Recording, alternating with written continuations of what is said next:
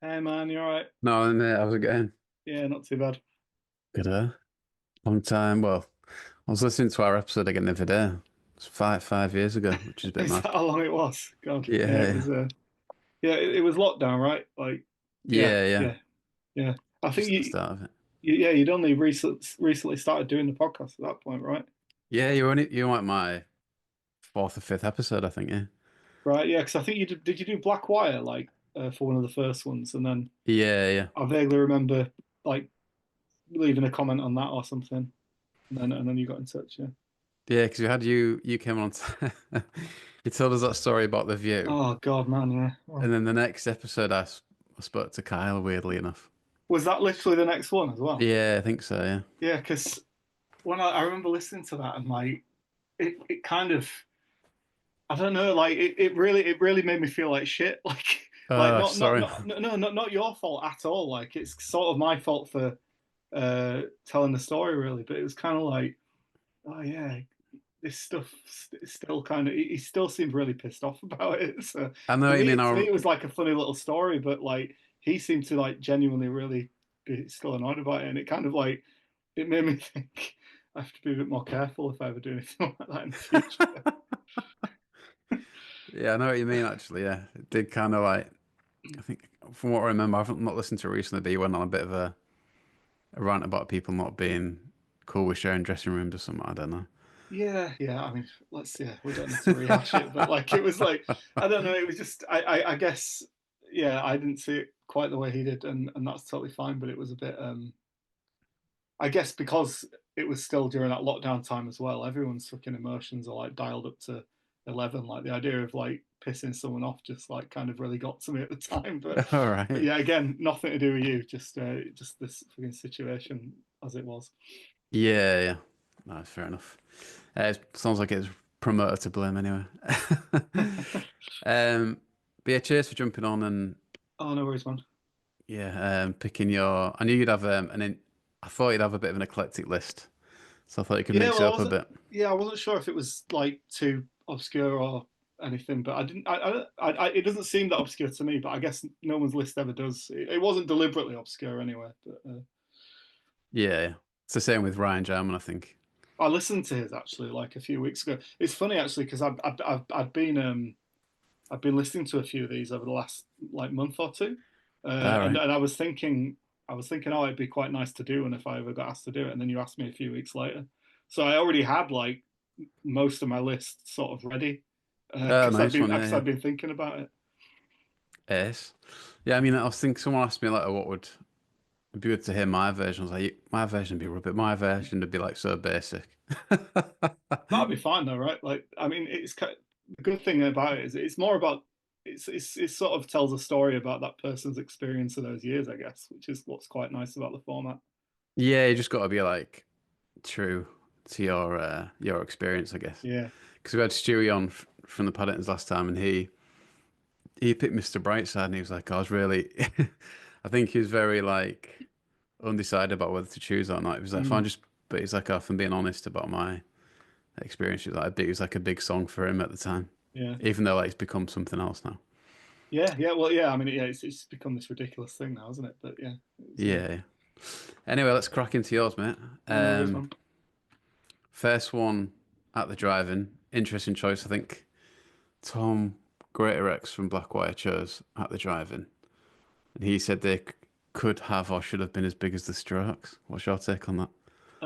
Yeah, maybe. I mean, I think they were definitely being set up for sort of hype, and they were sort of, and I think it kind of it freaked them out a little bit that they were being sort of pumped into this machine to kind of to be made into that sort of band. I think the music industry, especially back then, is always looking for that band that they can sort of hang a load of shit on, and then once so if at the driving had become massive, I mean, and they got big enough, but like if they become like the Strokes, you would have had all these kind of at the drive-in light kind of bands that that they can then sign and and sort of keep the mill sort of turning, which is obviously what happened with the Strokes.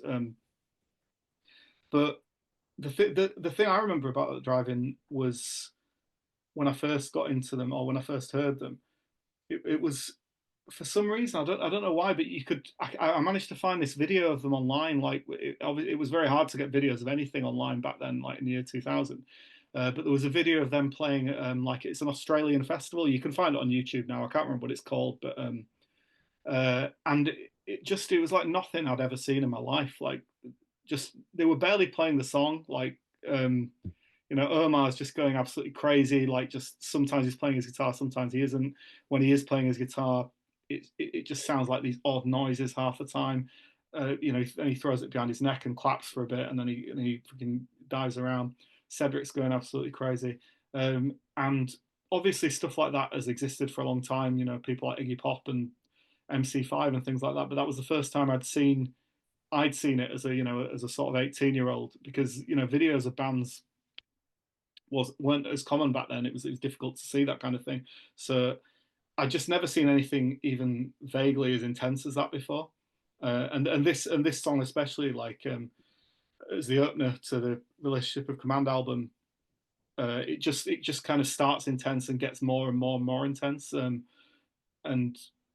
I I think quite a few that when I was thinking about doing this, I quite often would gravitate toward the opening songs on albums. I guess just because back then, when you were listening to CDs, you would tend to hear the opening songs or the first two or three songs on albums more often than the others. Because if you listened like me, I always like listened with the intent of listening to the full album, and obviously you don't always get the chance to do that. You get cut off or whatever, so you do hear those opening songs a lot more than the others, and they imprint on your brain a bit more maybe. But yeah, this one was just the lyrics just completely surreal, kind of painting with words kind of stuff, just using syllables as kind of as sort of slabs of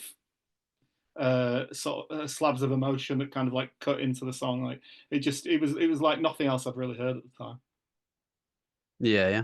Okay, well, let's play it then. Here's At the Driving with Arsenal. Is that how you Ark pronounce it? Arsenal, I think it is. Arsenal, sorry. Yeah, I know what you mean, because I was watching a video of them playing live on American TV, and like they're literally like running up the walls and stuff. It's fucking Yeah, yeah, mad. yeah, yeah. And the Jules Holland one's like a really famous one. I think it cuts to Robbie Williams at one point when they're on Jules Holland, and like they're all going absolutely mad, and it just cuts to Robbie Williams' face, and he's just a bit like, oh right. Yeah, that's quite a contrast. And then second band, can't say I've heard of them before, but it's one of two instrumental songs I think you've put on. A band called Silver Mount Zion, if they are a band. I Yeah, don't really yeah. I know. mean, it's not instrumental actually. There is there, Sorry, there, right. there is singing towards the beginning, but so have you heard of Godspeed You Black Emperor? No, I think so. Right. So Godspeed You Black Emperor. So there were loads of like Canadian sort of post rock bands around at the time, around this time that I was really into.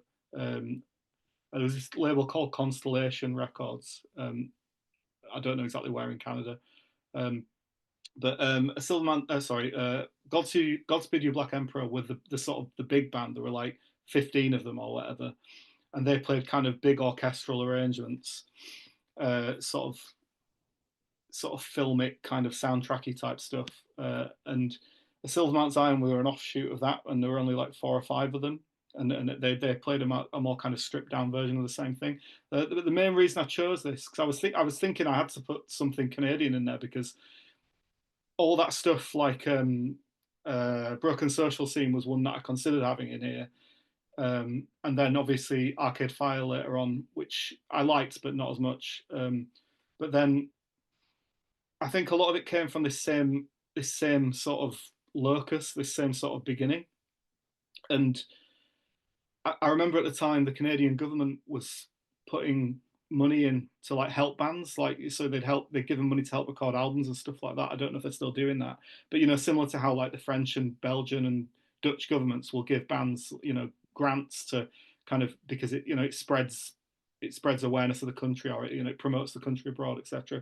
I don't actually know if these bands ever got that, but I remember Arcade Fire got like about 30, 40 grand or whatever to record their Oh, first really? album from the Canadian government. So but anyway, yeah, sorry, I'm getting off track. But No, it's interesting because I remember someone telling me, oh, talking to Steve Bays from Hot Hot Heat, because like they, and I don't know if it's still the same, but they have to play a certain percentage of Canadian artists on the radio over there as well, or Right. something like Yeah. that. Yeah. Yeah. I mean, this kind of thing is quite common, like all over the world. It's just that the US and the UK don't consider pop pop music to be culture. Uh, Okay. so, but yeah, yeah. I actually bought this album solely on the strength of an NME review, which was the other reason I chose it because NME is obviously a big part of the whole, the 22 grand pod thing and this era of music. And this was review. It got like 9 out of 10 in NME and got album of the week. And this was like in the era just before Conor McNicholas took over. Just the much maligned kind of the enemy is losing its way and is soon not going to be a profitable enough business to carry on going sort of era. And I really enjoyed reading it in that era. But I didn't buy it actually. I asked for it for Christmas solely on the strength of the review. And I remember listening to it on Christmas morning, and that was kind of like um, that was I don't know. I guess I see that as a something that was sort of then this kind of music was sort of it was decided. No, this isn't what the enemy is going to write about anymore. We're not giving album of the week to something like this again. And this was sort of at the end of that period, so I thought it would be something interesting to include. Yeah, yeah, definitely. Okay, well, let's play it. Here's a Silver Mount Zion with Could Have Moved Mountains. Then the next band, definitely heard of them. I think been mentioned a few times on the pod. Liars. Are they from New York? Is that right? Or America I at think that least. they're from New York, but the singer is Australian, I think. Okay, right. And then I think they moved to Berlin quite early on, like after the first album or something. So then they became quite associated with Berlin. And after this first album, their sound is completely different because I think the bass player left, and the bass was a huge part of this record. And the first record is much more kind of is very straightforward, sort of aggressive dance punk kind of stuff, which I hadn't I hadn't really been introduced to that kind of thing at the time. Do you remember the band Radio 4? Yeah, I remember the name. Yeah, so that was another band that was sort of coming out of that scene at the time. I think there was Radio 4, there was Liars, there was The Faint, and a couple of others. But this is a lot more raw and kind of guitar-y than that. But I think the reason why I picked it, or the reason why it's really stuck in my mind ever since I first listened to it, is for a start the title, which is "Grown Men Don't Fall in the River Just Like That," which I thought was when you're like 18 or however old I was, and song titles they tend to be quite prosaic, and when you see something like that, it makes me interested. Like, and the name of the album is well, the album was called "They Threw Us All in a Trench and Put a Monument on Top" or something like that. So I love that, and then when you hear it, it's just really raw. It's like it's aggressive. It's kind of not. It's kind of anti-tune almost. Like it's not. It has a chorus, but it's more about energy than anything else. And I guess I kind of reacted to that, and then obviously I ended up being in a band that sounded quite a lot like Ghana Four and stuff like that, which is obviously a massive influence on this song. So I thought that would be another a good way in. I guess what I was trying to do when I got this list is sort of in a sort of weird way tell my story through these years and kind of the things that kind of made not influenced me, but like the journey that I went on through music through this period. Yeah, yeah. Okay, well, let's play them then. Here's Liars with Grown Men Don't Fall in the River, just like that. Yeah, because I was listening to our episode again, and he said you're in like a garage type band before Ford Rusher. Is that right? Yeah, well, it was like that was the thing, wasn't it? Hmm. That was what the enemy was writing about. All that new rock revolution stuff. It was a bit like that. It was we like to think of it as more like Sonic Youth or the band Annual Knowers by Trail of Dead. Right. Like we liked them a lot. So it was like, yeah, kind of garagey, but we tried to put bits of post rock in there as well. So it was a bit the band that we got compared to a lot was Black Road Motorcycle Club out of those garage bands, which is a bit more of a shoegazy version of that kind of thing. Like the singles aren't really like that, but if you listen to their albums, it is a bit more kind of blew me. All right, can you hear it anywhere? Black Helicopters, I don't think so. I mean, I've probably got some demos. I do have some demos somewhere, but no. It's. I mean, we never really did many recordings. We did three. We recorded three songs, and they weren't particularly great versions. Or yeah, I mean, it wasn't like a big band or anything. It was just a. Mm. It probably only played about 50 gigs in total. 50. Yeah. Yeah, that's quite a lot for someone like me. But I guess when you've from what you've done, it's nothing, is it? But what about your singing style? Did that change quite a lot between the bands? I Yeah, don't remember. loads. Yeah, yeah. Not maybe not at the start, but I think the thing about the singing in Forward Russia, well, in fact, first of all, in Black Helicopters, I was playing guitar at the same time, so I Oh, was right. more thinking about the guitar, and then the singing was like I had to work out something to do over the top of it. But I think when we started Forward Russia, the fact that I was just singing allowed me to think about singing a lot more and really pay attention to it. And I think actually, I was thinking about this today, just because I was thinking about Ford Russia because we were doing this interview. I'm not constantly just thinking about my own past.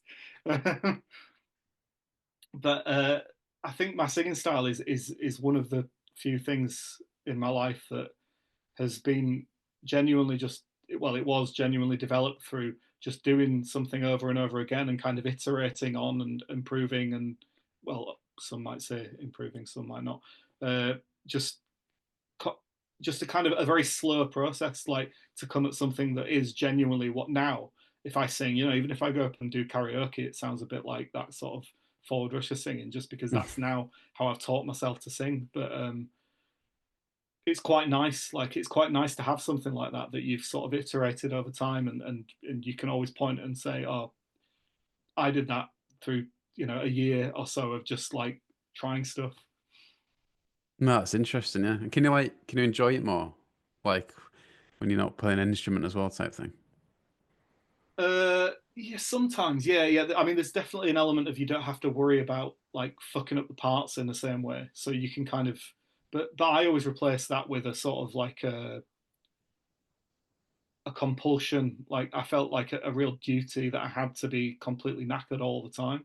Like if Where I to wasn't, perform type thing, yeah. yeah. Well, no, yeah, if I wasn't knackered during the gig, then that meant I wasn't trying hard enough. Like I wasn't moving enough because I I used to go see bands and the singer would kind of put a lot of energy into the first song and then by the third or fourth song they're just kind of standing still.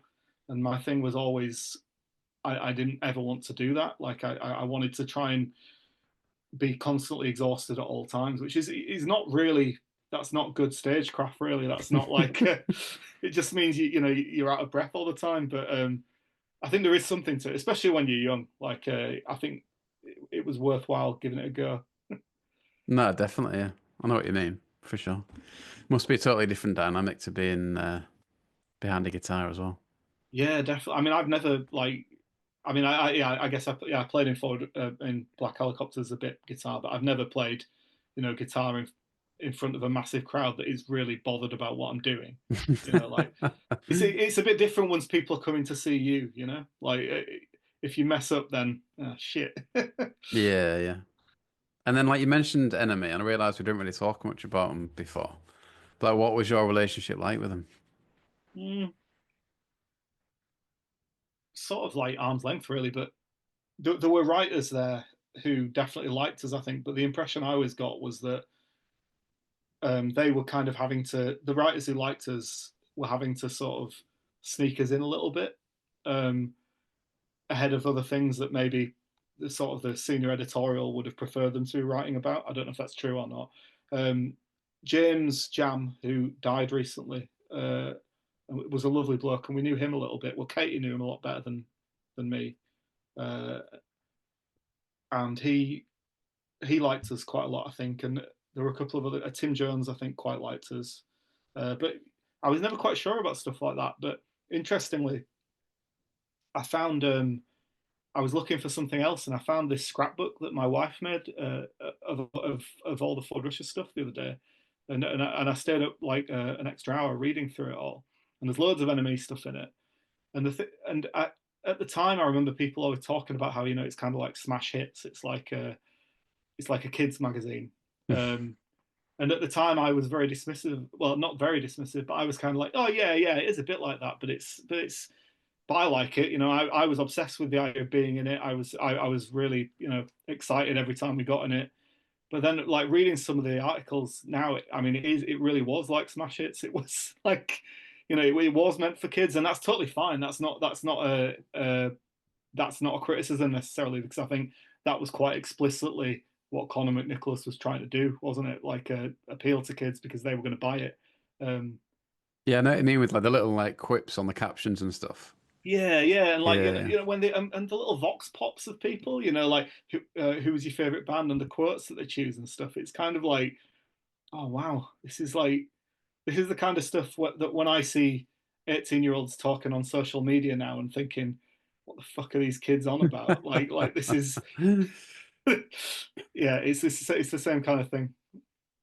Yeah, yeah. Okay, let's go to the next song then. Again, a band I hadn't heard of. Youth movie soundtrack strategies. Yeah, what can you tell us about this? So this was a band that had a couple of different names. So they were called Youth Movie Soundtrack Strategies at first, and then later on they changed their name to just Youth Movies. And they they played. Well, I remember they had a song on the website Drowning Sound, like a down an MP3 to just download called the If Works, and this was like early 2000s, and everyone on that website Drowning Sound was really kind of promoting them quite a lot. And then they played the Vine, which was the venue that Whiskers, guitarist in Fold Rusher, was running in Leeds. Like he was putting gigs on it, and they were fucking great. And it's sort of like prog rock really, like but sort of prog rock cross with post post hardcore or that kind of thing. And it was just fucking great. Like, and in fact, that first tour was with 65 Days of Static, so it was like a co-headline thing.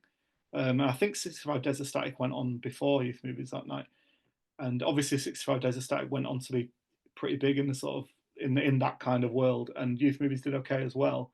But Ford Russia took them on tour a bit later on as well. But this song, Recovery Speak, that I've chosen, is off the sort of middle period of their career where I remember seeing them play it at Joseph Well in Leeds and just being in awe.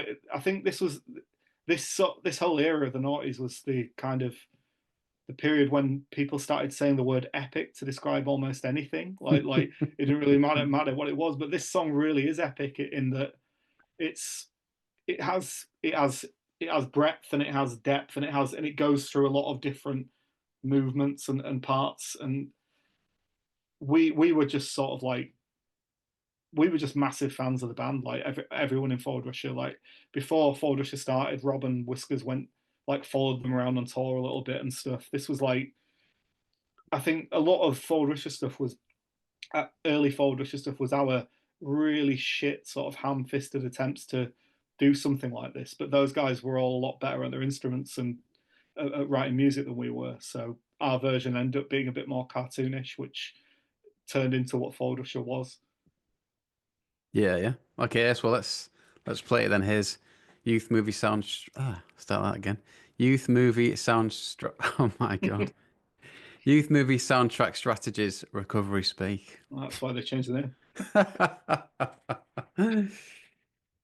And then yeah, next one again, one I wasn't familiar with. This Saint Vegas with promotion. Band from Sunderland, is that right? Yeah, that's right. Yeah. Did you listen to this one? Yeah, yeah. Yeah. Yeah. So this was I remember always hearing this name like around the time that it came out, or maybe a little bit after. And the label that it was released on, the album, the Black Lung Captain that this is on, was Jealous Records. Who, for some reason, I thought that was a Sheffield-based label, but I looked it up before this, and it says it was a Leeds-based label. So who knows? But I remember buying this album from a stall that the label Jealous had set up a gig for a different band at Joseph Well. I can't remember where it was. I can't remember. Sorry, what gig it was. But I think the Future Heads have said quite a few times that they're quite heavily influenced by this Saint Vegas, and I think you can definitely hear it.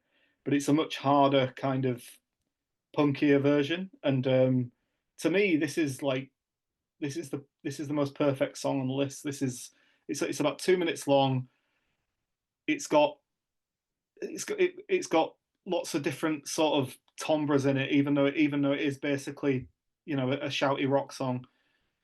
It's the sound of the record is great. It sounds like a sort of a 300 capacity room with only 75 people in it. That kind of like where you do kind of wish it was a bit more full, but that's what you're watching, like, because not enough people in your town are interested in coming to see this band. Uh, and I just always remember finding this song especially incredibly exciting, and the fact that yeah. So let's listen to this, and then we can talk about the next one. Okay, well, yeah, here it is. Here's this St. Vegas with promotion. Yeah, and then if you want to link it into fellow Yeah. So Sunderland band, then. the next one is Futurehead's Decent Days and Nights. I mean, I could have chosen almost any song off that album, really. That first album. I think that is the album of the period, the one that's held up the best. The out of those sort of, those Paul Epworth albums, or those Yeah. those kind of those guitar albums that came out around 2005. I think that's the one that still sounds as fresh as it did when it was released, and still so inventive, so everything. Like, I can't imagine coming up with that music. Like, it's just so well done. And this song is like, it's basically just a sort of a short pop song, but there's so many little clever bits in it, and so many, there's a beat dropped here, a beat added there. The guitars and bass are not quite doing the same thing as the drums, or, they're not quite following the same pattern. And this, as I say, I think I've read that these guys were influenced by this in Vegas a fair bit. And this, I know that this in Vegas, I know they're mates and stuff. Like, because I think both there was a guy, I can't remember the guy's name. I think it was Mike from this St. Vegas, and Ross from Futureheads both ended up playing in Frankie and the Heartstrings from Okay, right. Newcastle at one point. So not Newcastle. I fucking hate that. Sunderland. So I always find Sunderland. I just find to be a really inspiring place. Like, every time I meet anyone from Sunderland, they're always really nice. Like, they're always full of positive energy, and it's the complete opposite to Leeds, which I love. But Leeds always sets itself in opposition to other things, like, whether it's football or music, or, But Sunderland, I think, is the epitome of a town that kind of is proud of itself no matter what. Uh, but anyway, sorry, I going know off. what you mean. Because I'm from Hull as well, so it's like Yeah, it's just got a similar vibe there. I think it might be a Yorkshire thing. I don't know. yeah. I mean, I think there is definitely, but even Sheffield, I think, like, is a bit more proud of itself than Leeds is. Yeah. Yeah, but yeah. Anyway, the future. So I think the future is, this is like kind of a distillation of what this St. Vegas were doing, like, down a funnel to, like, this incredible kind of it. There's no way of making any part of it better or more pop kind of thing, and I just think, yeah, I can't imagine being in a band who wrote that album. That's just fucking perfect. Okay, nice one. Well, let's play them. Here's the Future Heads with Decent Days and Nights. All right, mate, a bit of a midway point, bit of an intermission, I suppose. You know. But you mentioned NME and all that, and looking at the cool list today, were you annoyed that Whiskers made it and you didn't? I think I probably was at the time. Yeah, I say probably. Yeah, I definitely was. Um, yeah, it's obviously it's a really stupid thing to care about, isn't it?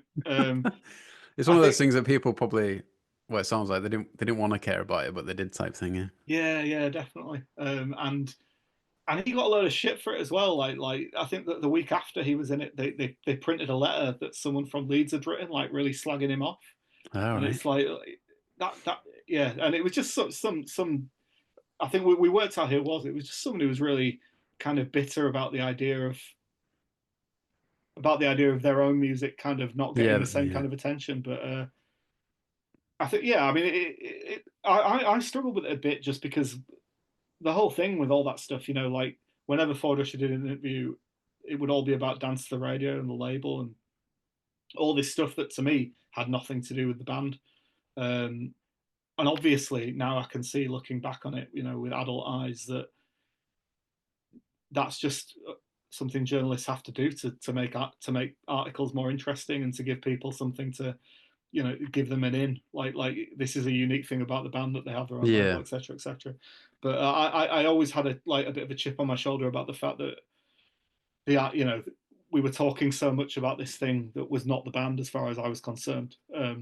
And yeah, Whiskers getting in the coolest when I'm the fucking singer was a an extension of that. But it's not like I was constantly thinking about it. But again, I would be lying if I said when at the time I wasn't a bit like fucking No, I can imagine, yeah. I mean, if that happened in my band, hell. it ended even sooner than it did. What did you do in your band? What did I was singer, yeah. But Oh it's a right, bit of okay, all kind of power struggles going on, yeah. yeah. But it's interesting about, yeah, I searched on NME.com for Forward Rusher today, and Whiskers said it's something about the label, obviously, like doing it yourselves, and he said that you were sick of waiting around for labels to sort themselves out. Would you say that was an accurate Yeah, definitely. I mean, description? well, I would say that's a sort of a good PR way of saying it. A bet, like a more accurate way of saying it now would be that no one wanted to sign us. Right. But you must have had interest, like. Not really. I mean, Oh, right, okay. I'm sure there would have been really small labels that would have been happy to do something with it, but What about once you started like gaining all the momentum, would you have people sniffing around then? no, there was bits of it. But I think partly because we were so associated with the label, people were like, "This is."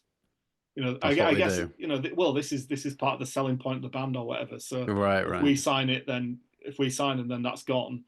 Or I think we were just not we were not what people were looking for really. I think a lot of the time we succeeded. I mean, it's going to sound really arsey. Not we sort of succeeded in spite of what I don't think people wanted us to succeed really. Like in the I suppose I you're hard think to categorize in other bands, weren't you? yeah, I think people wanted something that was a bit easier to kind of to describe and kind Yeah, of yeah. and market. Like we would have fucking loved it. Like, well, I would have loved it. Like just being signed to a normal label and not having all the fucking you're on a label sort of stuff like all the time. But I mean, but in hindsight, it was definitely better the way we did it. I think like we would have been fucked around so much if we'd been on if we just signed. I know so many bands over the years who signed like major label deals or big indie deals, and they just get completely screwed. So yeah, it was fine. Yeah, yeah. And then I might cut this out because I don't know if it is a story or not, but I'm pretty sure Greg Nolan, the photographer, said something like, "You guys had a problem getting playing in America at one point that really hampered you or something." Is that right? Not sure. Yeah, I'll cut that out. I'd be interested. What did he say then? I'm sure he's Because I remember referencing you I guys. remember him. I listened to a bit of his episode and then I didn't finish listening to it, not for any particular reason, but I remember him like he was a real character. Like he was like one of these guys who would come up and I think he wanted to manage us at one point. All right. Um, I think you like Yorkshire bands. I think he's well into pigeon yeah, detectors. yeah. Yeah. I'll have to go back. I'm sure he I mean, said, we did go. We played yeah, America plenty. Like we yeah, yeah. toured America a few times a couple I of think he times. said maybe South by Southwest one year you were supposed to play it or something, but it didn't happen. No, It's we did not play right. it. Yeah, completely ignore that then. And then yeah, other stories on NME.com. I just thought it was funny about with all these AI figures being talked about recently.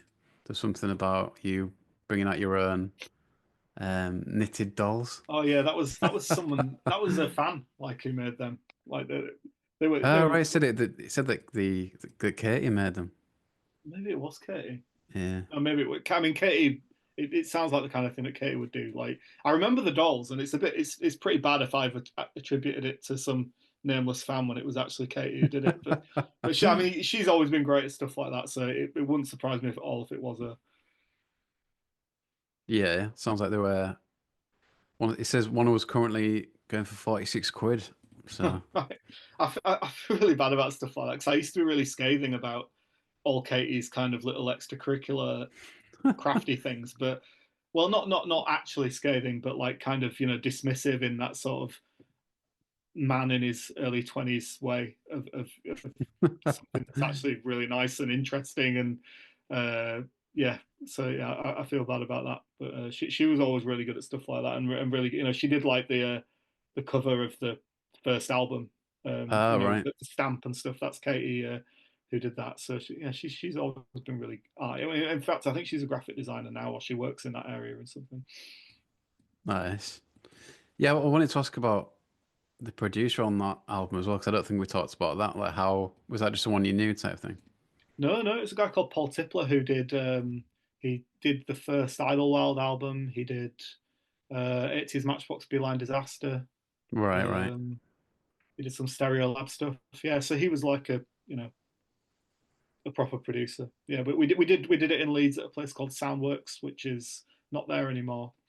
Do you remember when there was those floods about 5 or 6 years ago Oh, on okay. Kirkstall Road in Leeds? Like, and basically it flooded up the whole of this like main road in Leeds, and these studios were like below ground level, so the whole place just got completely flooded, and this super expensive SSL desk that they bought was like completely ruined and stuff. It was really sad. Oh, Jesus. But I mean, I guess like being on your own label and stuff, you'd have to Mm. just fund that yourself type thing. No, I mean, to be like, it would be a lie to say that. Well, basically, like at this point, Dance the Radio got some funding. Right. But uh, the guy who runs a company called Future Sound, which who used to run the Cockpit and still promote loads of gigs in Leeds. They won the Warehouse and Key Club in Leeds and stuff like the main promoter in Leeds. Basically, they kind of bought into Dance the Radio, so they sort of funded the recording of the album, and Okay. we did have a publishing deal as well, so we had money from that. So it's not like we were just relying on money from gigs. We did have sort of industry money. It just wasn't in quite the same way, and probably not quite as much as we would have had otherwise. But again, it was, in hindsight, it was the best way to do it, I think. Yeah, yeah. Who was a publishing deal with them? Was that more? That was Warner Chapel, yeah. That was just a normal Okay. publishing deal. Yeah, Right, right. he'll, if he ever listens to this, he won't. He probably won't. So he'll hate me saying this. But the guy who signed us, he signed us for a decent amount of money, more than we should have got, and he also signed Gallows for an absolutely insane amount of money. Right. And then I think he lost his job shortly after that. But the Gallows deal was like, I can't, I remember it I'm made a not lot gonna of hype say. about them, yeah. Yeah, it was like, yeah, I shouldn't tell tales, but it was a stupid amount of money. All right. Maybe we can get some back off the Sex Pistols now. Yeah, maybe, man. Yeah, yeah. Well, I mean, I think that's where he got all his money to, open a tattoo shop and all that stuff. Like, it set him up for life. Yes, must be one of the last people to get a big deal then. Yeah.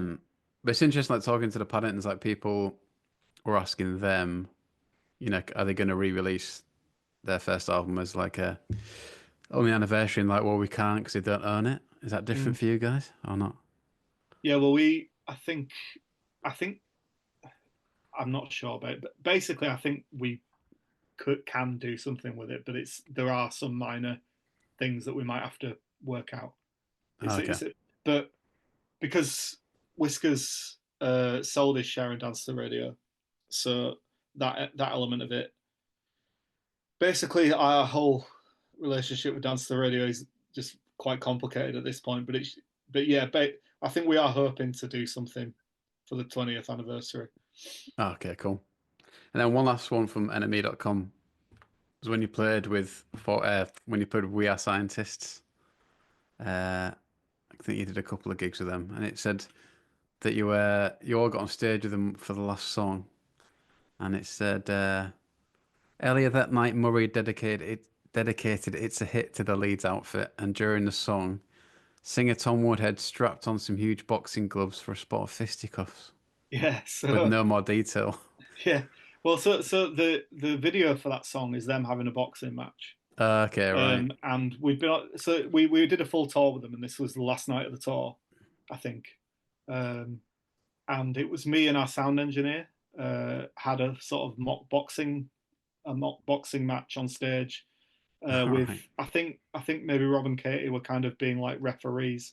So what they were sort of playing the whole song, we were just kind of pretending to kick the shit out of each other behind them. And then I remember being like lying on the floor at the end of the song, kind of knocked out, and Keith was like straddling me like with his guitar, kind of like sitting on me like with his groin in my face. It was fucking great. But I mean, yeah, just looking on NME.com, the amount of people you played with and stuff, and the amount of tours. We just were Like, always playing, man. Yeah, we were yeah, just yeah. like we hardly ever had any time off. You played on quite a few like NME tours and MTV Mm, stuff. Yeah. yeah, Yeah. How were like yeah. what were the NME tours like? The enemy tour was fun. I think we first of all it was just great fun. Like those tours are like proper like the people who are coming to them are really young. Like the average age of the audience is probably about 15 or 16. Mm. Maybe not. Maybe it's a bit older than that. But there are loads of kids there, and kids are just fucking great fun to play to because they go crazy.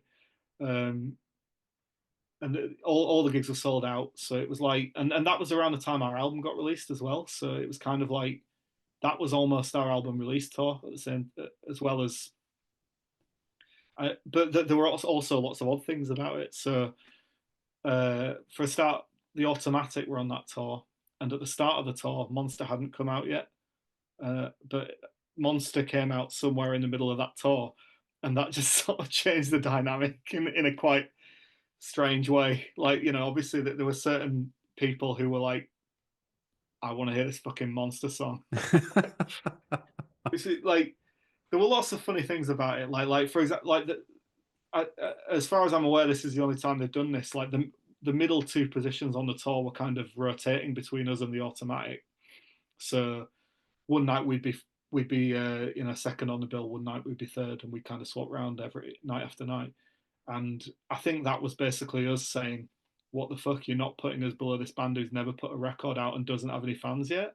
But then again, Boy Kill Boy headlined the tour. So, Right, right. but I mean, the main thing. Well, not the main thing, but the anecdote that I always tell about that tour was that they tried to make like they were selling t-shirts like and we were selling fucking loads more t-shirts than everyone else like because as you know from asking if anyone has any questions for Ford Russia, like all anyone wants to know is about fucking t-shirts.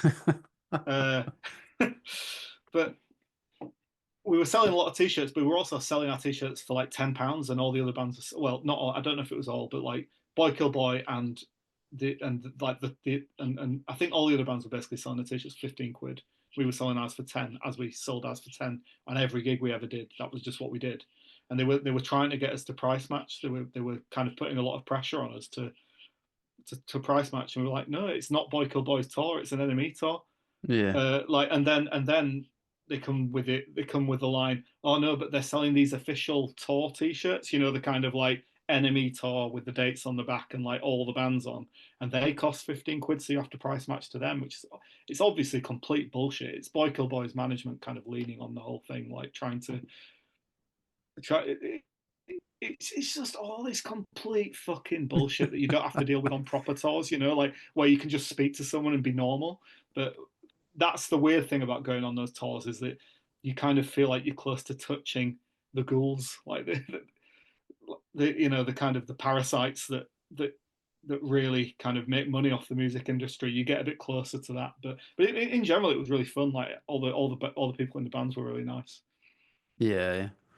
I'm just trying to think, would I buy a t-shirt of a band that I wasn't that bothered about because it was because it was less money, do you know what I mean? No, I know that's the thing, man. Like, we probably should have put them to 15 quid because we would have probably made a lot more money, but Yeah, that that was their just point not what doesn't we really sold them stand for. up, does it? No, no, no. Okay, we'll do fan questions at the end, uh, so we can crack on with some songs.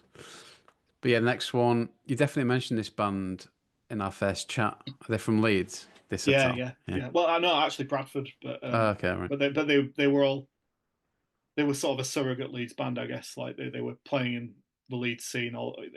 This is basically like the band that all the other bands in Leeds loved. Like, and if you ask anyone who was around, well, not anyone. Like I'm sure loads of people don't like them, but all our kind of circle were like, yeah, this is the best band. This is the band that should be massive. And sadly, it never really happened. But and I think they never quite made it. They did well. The album didn't quite live up to the live show. And but Wu, the singer, is just a genius, man. Like they used to play like these cassettes when we were on tour with him, like of just him making ideas, and it would just be like banger after banger after banger, and like stuff that never even saw the light of day. Like I genuinely don't think I've ever known anyone as talented as that guy, and it's really sad that they never got the recognition they deserve. But they were an incredible band, and this song, "The Loveliest Alarm,"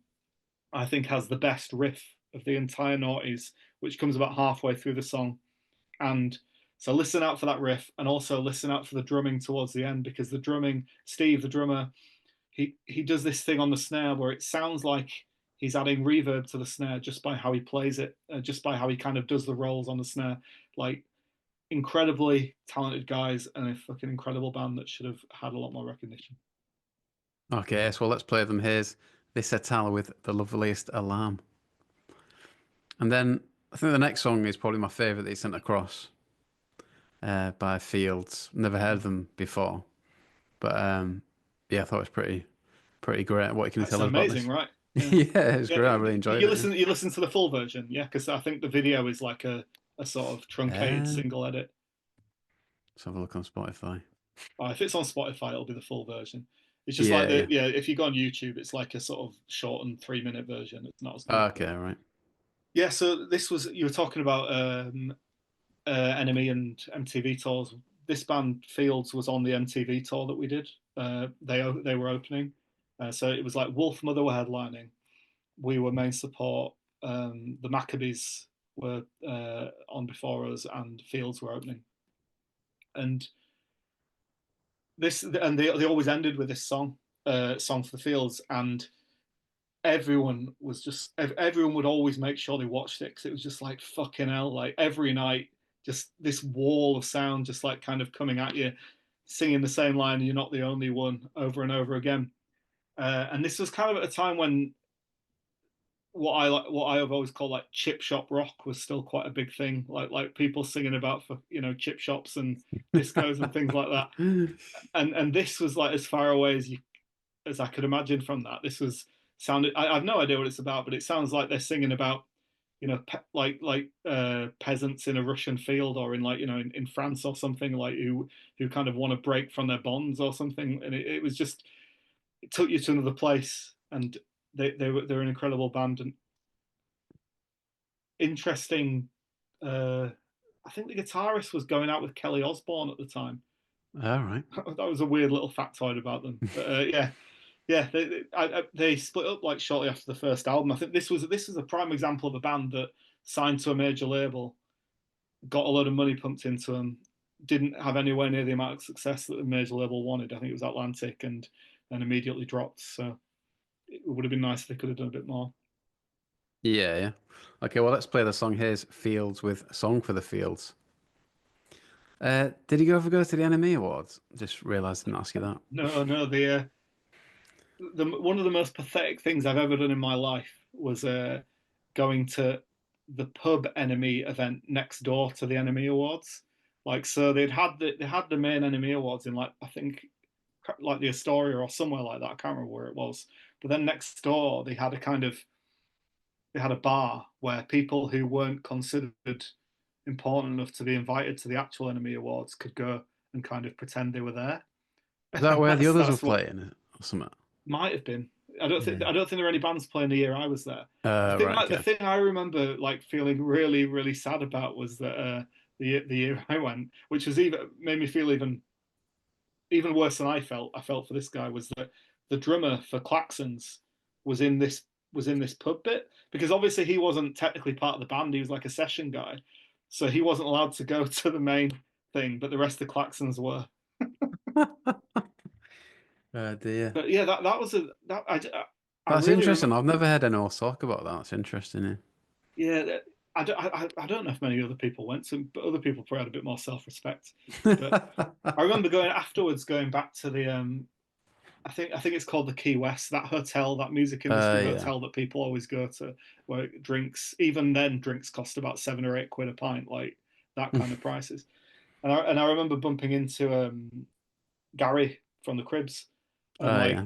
like, and I was, I don't know, I was just so depressed, like, I about the entire thing, like, why have I done this to myself? First of all, why did I go there, and then why did I go here? And I was trying to get into fucking Leave with me, but we didn't do it. Was that yeah? Was that the hotel where everyone used to stay or something? Yeah, yeah, yeah. I mean, that was, we never did, because obviously that is very much a sort of music industry thing, and those bands are all getting it put on their advances. Like they're paying that off, Yeah. but it's just insanely expensive. Like it really is a sort of, oh, jolly up for the fucking, the Tarquins, or the, or I guess they're more the Borises, or the, the big fucking beasts with their briefcases. Like they can go and drink their insanely expensive drinks at this hotel. Yeah, yeah. I remember when I was talking to Young Knives, they said it wouldn't surprise them if like their kind of tab was getting used to put people up in places like that. Yeah, yeah. I mean, all sorts of shit like that goes on. Yeah, yeah. Okay, let's go to the next song then. A band that I've heard of, The Hold Steady, but don't know much about. Chips Ahoy. Yeah, so this isn't my favorite Hold. I mean, the Hold Steady are one of my favorite bands now. But this isn't necessarily one of my favorite Hold Steady songs. But this is the first song of theirs that I heard, and this is off their third album, which was the one that sort of broke through in the UK. And the reason I chose this is that partly I just love the band, but I remember talking to someone after Ford Rush had played a gig at the Thekla in Bristol, which is that venue that's a boat. Um, we Oh, yeah, I played this saw that sort you of, played that, yeah. yeah. So that, I think it was like an all dayer, and it was in the sort of in between period between the first and the second album, like where things were kind of on a bit of a downward slope. And I remember someone coming up to me after the gig and asking, I think she might have been trying to chat me up, but I wasn't really paying attention. Um, and she was like, "Do what music have you been listening to recently?" And I couldn't think of anything, because I just wasn't really listening to anything, because I was a bit depressed. But this was one record that I was listening to, and it's just it was very, very different from everything that Naughty's music had become, which was, all the hi hats and the angular guitars and the sort all the all that stuff. It's just like kind of it's pub rock basically, like it's sort of Springsteen but way louder. And then the lyrics are sort of this sort of magical realist thing about a woman who can predict the results of horse races, and everyone takes advantage of this to get really, to win loads of money and get really high for a week. It was just a complete breath of fresh air when I first heard it, and all the guys were like in their mid 30s as well. So I was like, oh shit, you can still be in a band in your mid 30s. Maybe there is hope. And that was kind of a chink of light at the time. So and I still think they're one of the best bands on the planet. So yeah. Okay, so let's play them. Here's The Hold Steady with Chips Ahoy. Then the next band, final song, The Rakes. Is this a band you played with back in the day? I don't think we ever did actually. No, no. Our guitarist worked for him. Not a guitarist. Our guitar tech worked for him a few times. I think that was the closest we ever got to them. But yeah, I mean, this one is again like continuing on the sort of depressive note of the whole steady one. Um, I remember when this came out, it sort of seemed to me to be emblematic of of all the kind of second albums of these bands. Like it's sad. It's a bit more mournful. It's a bit more sort of crafted, in that you can tell that they've thought a little bit more about each note, as opposed to the early Rake stuff, which was more sort of straightforward and punky. And you can, when you listen to the lyrics, it's about uh, I think the first line is "We danced together." So they're talking about being removed 5 stories from the troubles on the street, and we can just dance on this rooftop.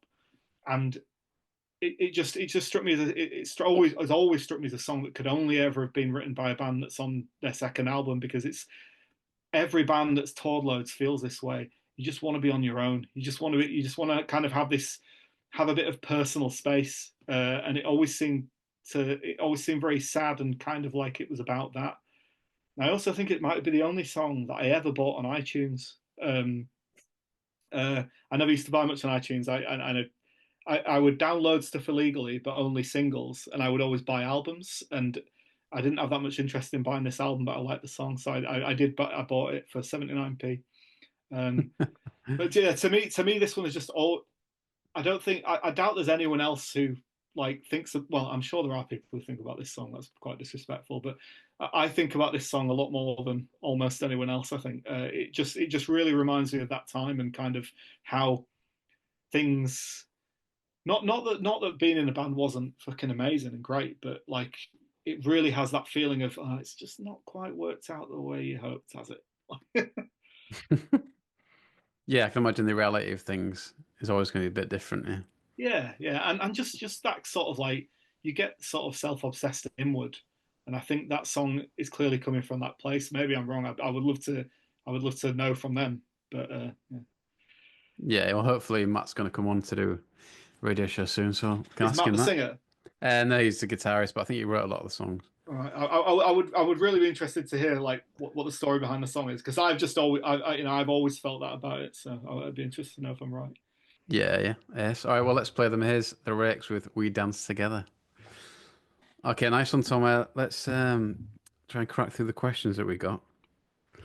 Bit of a vague one from Redmans on Instagram, who says too many questions to ask, but first thing that comes to mind is the thoughts behind the lyrics, etc. Did you have a bit of a The did you have a thoughts bit of a behind the mantra lyrics. when it came to lyrics? uh, But did you write them or was it like a bit of a democratic no, thing? it was all me. Yeah, like I guess especially the first record, it's mostly just kind of um, a lot of it's just to do with syllables and what sort of sounds right, like what fits in. Uh, but and then a lot of it's just about imagery and like uh, just sentences that I found interesting. Like I think this again is another thing that happens a lot to bands who write these kinds of lyrics is that they get told that their lyrics make no sense a lot in reviews and interviews and stuff. And people are like these are nonsensical lyrics and these are things that so then you try and course correct for the second album and make them a bit more about something, quote unquote. Mm. And then People that's do love actually that, not as don't they? good. Like even just my very limited experience, like I wouldn't really always write about a specific thing, but people really love that, don't they? They want to latch onto an idea. Yeah, and I actually think like a song can be about more than one thing at once, and Yeah, yeah. it can all and the whole point about music is that there's something else as well as the lyrics. Like, and the music is telling a story as well. It's not just the lyrics that are telling a story. Um, and actually, like looking back on it, I mean, there are a few clunkers on there as well, but I'm quite proud of a lot of the lyrics on that first album because they're young, like, and they come from a sort of an unself conscious like 19, 20, 21 year old, like just kind of saying the words that made sense to him at the time. And yeah, I mean, I guess, yeah, that's the answer to the question. Yeah, yeah. Okay, and then Fuzzy Hernia says, just says, is your conscience low? Would you give me a call? Would give me a call? It's, Cheers for it's been lower. It's not too bad at the moment. that. Sad Hughes says, best band ever. Thanks. And then James Allen, who's been on the pod, says, apparently James from Yard Act taught your son guitar. Is that true? No, that's Whiskers' son. Right, brilliant. That is Cheers, true. James. That is true, yeah. I'm going on his pod soon, so I'll thank him for that one. What else we got here? Go to X or Twitter, and should have had this prepared. Here we go. Lee, I don't know. It says Liam JG says, "What made you decide?" I think we've discussed this in the previous one, but what made you call it a day after the second album?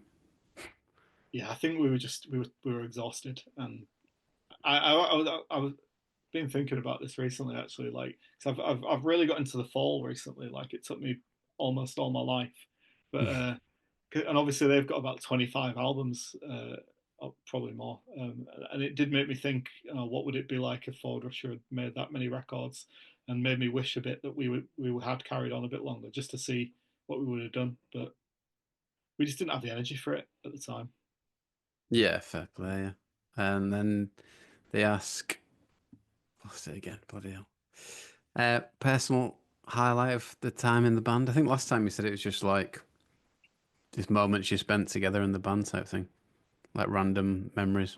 Yeah, yeah. I mean, yeah, lots of the moments, especially with, some of the ancillary guys around the band, like the crew and stuff, or people and then just the fact that we got to play music to people who really really fucking wanted to hear it, like, and also to sort of, there's not that many people, but there are, maybe 100, 200 people where this is like one of the cornerstones of their youth. Like, it's one of the key cultural moments of their youth is Ford Rush's music. So that's incredible. Like, if you'd have asked me when I was 16, do you want that or you can take your chances?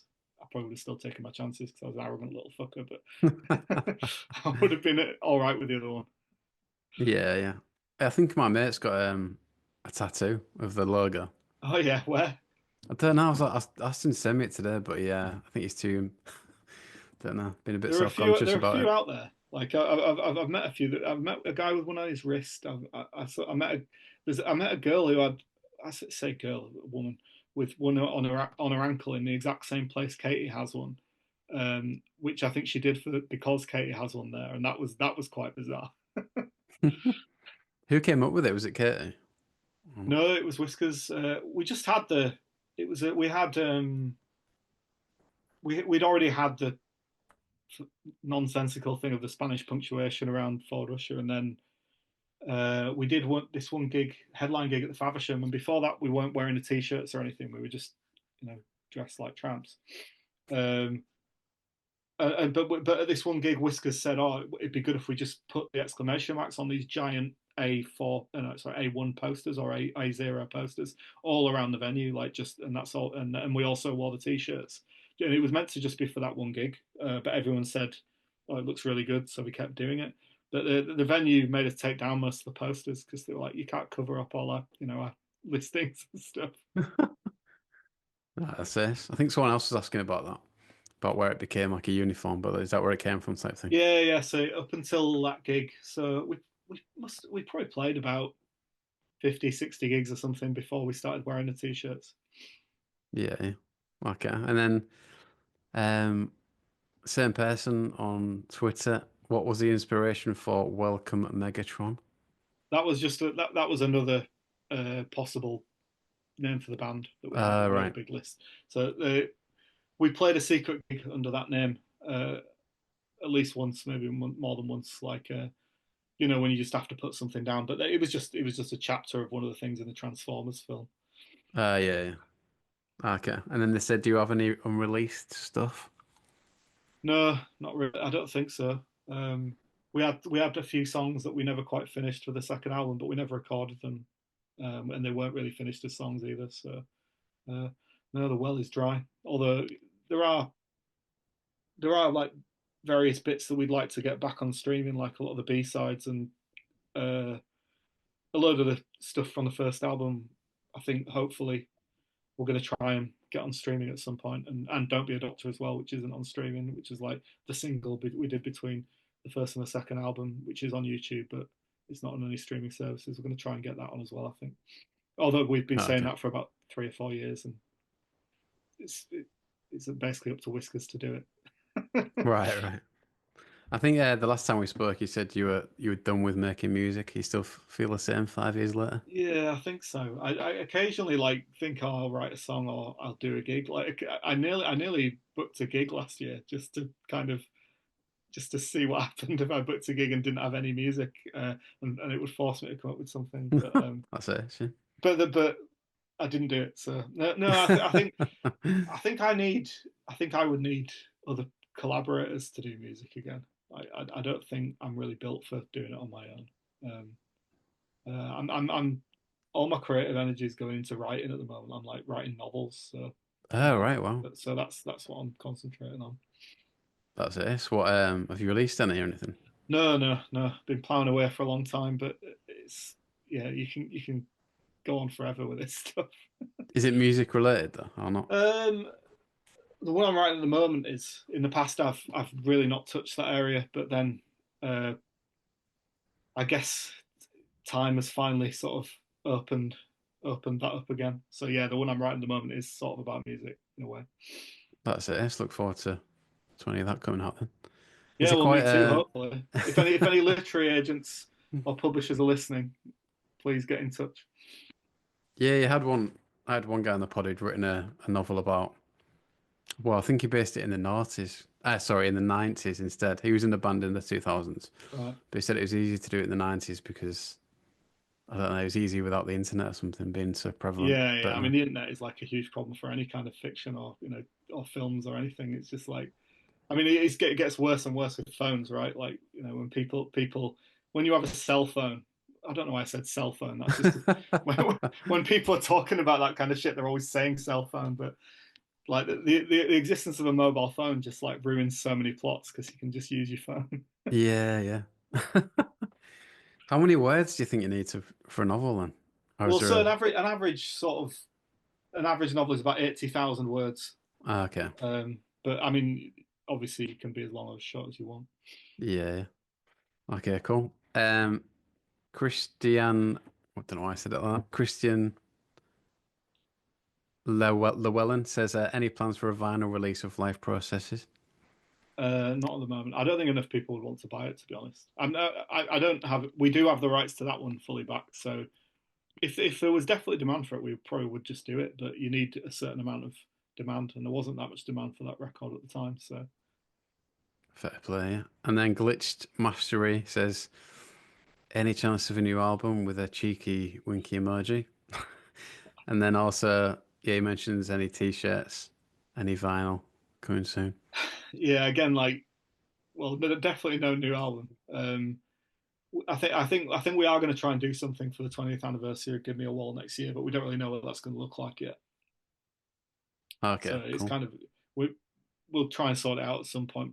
I think it's like, well, not definitely, but there probably will at least be an opportunity to buy Give Me a Wall on vinyl again, like a new sort of pressing of it, and obviously we'll put some fucking t-shirts out because that's all anyone really cares about. Um, yeah, and there's something we've answered before, really. I mean, guy got Andrew Summers asked what your favorite dinosaur is. Well, Andrew Summers is a friend of mine, so I don't know. Again, I replied to him on Twitter about this that my son has been dinosaur obsessed for a long time, and he's always asking me this question. And I should have an answer for it, but I don't. I can tell you my wife's favorite is a Parasaurolophus. All right. Best answer I can give. Okay. Yes. I know what you mean, actually, when I'm thinking about it, my son's into it. But you don't want to be too obvious, do you? You don't To want to pick be it. too obvious, and also you don't want to kind of lock yourself in because once you've told him that that's your favorite dinosaur, he's going to bring it up all the time.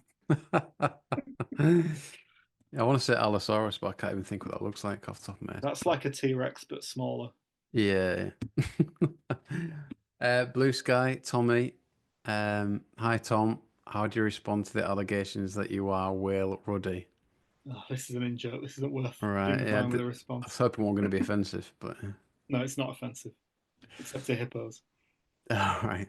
Um, but yeah, he's got LUFC in his title. I mean, big Mm. week for you guys. You big Leeds Yeah, United yeah, fan, yeah? yeah. I mean, I kind of the Bielsa era kind of like wrung me dry a little bit. Like I got like dangerously obsessed like during that period, and kind of everything else has seemed like a bit of a pale imitation. Like, but it's still great to be promoted, obviously. Um, just that period for me was like almost the most exciting thing that's ever happened in my life. So it's kind of difficult to for anything to compare.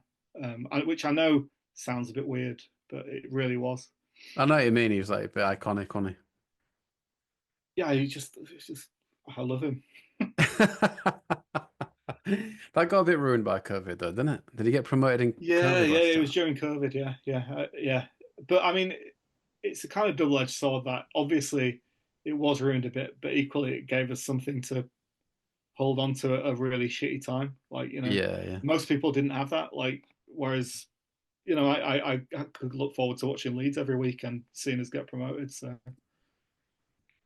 Nah, yeah, fair play. All right, mate. Well, cheers for that. Nice no one. worries, man. Good to catch No, up again. yeah, I'll be in touch about when it's coming out, but it'll be like probably like late on in May, end of cool. May. Does it actually go out like on the radio, or is it No, it's a mixed cloud. right? Yeah, Um, so it's like not really radio. Well, yeah. I don't know really. But it's like anyone can access it. It's not like you don't need to be in London or all like that. No, no, it's online basically. Yeah, Yeah, yeah. Cool. All right, but yeah, yeah. great. And then once you've got a novel out, you have to come back on. Yeah, man. I'll have to. I think Whiskers followed me on Twitter, so I have to convince him to come on at something as well. I'm sure he'd come on, man. Like, and he's a fucking interesting guy to talk about. Like, you'd get loads of good stories out of him. Yeah, yeah, yeah. Next one, I'll have to pursue it. All right, cheers, Tom. No worries, man. Nice one, Nice to mate. see you Take again. care.